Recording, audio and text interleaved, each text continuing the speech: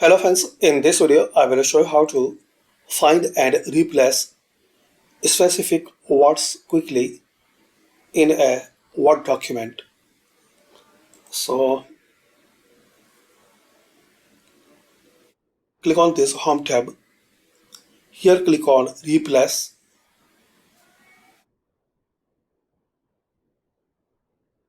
Now type your specific word which you want to find, like cover.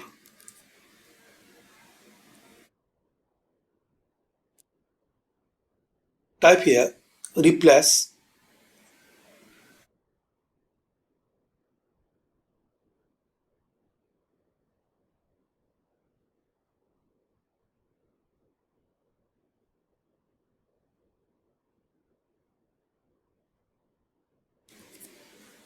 Then here is the option.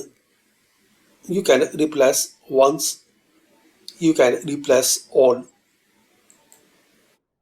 So as we can see, all done. We made 8 replacements.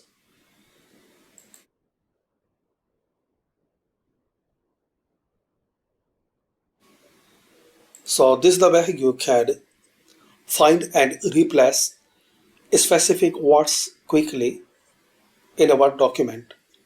Thanks for watching. Show your love by subscribing my channel.